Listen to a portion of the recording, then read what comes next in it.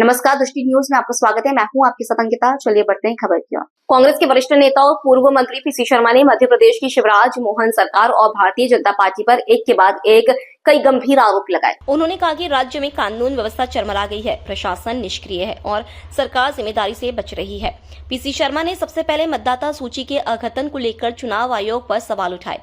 उन्होंने कहा कि आयोग ने दावा आपत्ति की तारीख बहुत जल्दी खत्म कर दी है, जिससे कई नए मतदाताओं के नाम सूची में नहीं जोड़ पाएंगे। शर्मा ने कहा कि जो 18 वर्ष के हो चुके हैं उनके नाम स्वतः मतदाता सूची में जोड़े जाने चाहिए। उन्होंने आशंका जताई कि बिहार की तरह यहां भी फर्जी तरीके से लाखों नाम काटे जा सकते हैं। कांग्रेस की ओर से पीसीसी में इस विषय पर बड़ी बैठक हुई है, जिसमें तय किया गया कि हर विधानसभा में एक पर्यवेक्षक और हर जिले में एक ऑब्जर्वर मतदाता सूची की गहन जांच करेगा। शर्मा ने यह भी कहा कि 1989 से 2003 के बीच जिनके नाम जुड़े हैं उनसे जाति और जन्म प्रमाण पत्र मांगना गलत है। आधार कार्ड को पर्याप्त मानते हुए उसे मतदाता सूची से लिंक किया जाना चाहिए।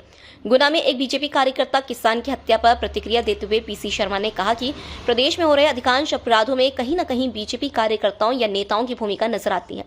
उन्होंने कहा कि बीजेपी में अपराधियों को राजनीतिक संरक्षण दिया जाता है, इसी कारण ऐसी घटनाएं लगातार बढ़ रही हैं। शर्मा ने कहा कि अपराधियों को पार्टी से निष्कासित कर देना पर्याप्त नहीं है, बल्कि सख्त कानूनी कार्रवाई जरूरी है। उन्होंने आरोप लगाया कि भाजपा नेताओं के अहंकार और सत्ता के दुरुपयोग के कारण प्रदेश में अपराध बढ़ रहे हैं। देखिए, ये जितने भी अपराध हो रहे हैं इसमें कहीं न कहीं बीजेपी कार्यकर्ता या नेता सम्मिलित है।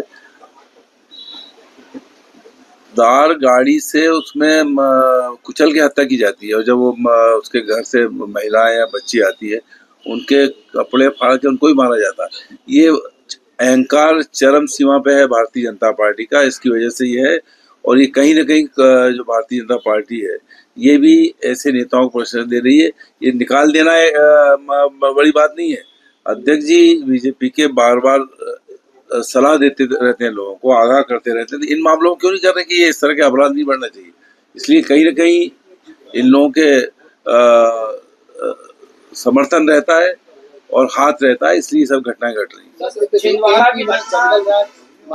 मध्य प्रदेश में जंगल राज है, चाहे वहाँ की घटना ले लो, चाहे पन्ना की घटना ले लो, जहाँ एक दलित को पैर धुला के उसको पानी पिलाया गया था। वहाँ की देख लो कि जबलपुर के अंदर भाई अपनी भाई और भाभी को मार देते हैं। वहाँ देख लीजिए सीधी में भी ये आदिवासी के साथ हुआ था। लगातार चाहे छेड़छाड़ का मामला हो ऑस्ट्रेलियन महिला खिलाड़ी के साथ, जंगल राज है। पूरे हिंदुस्तान की बदनामी सारी दुनिया में हो रही है।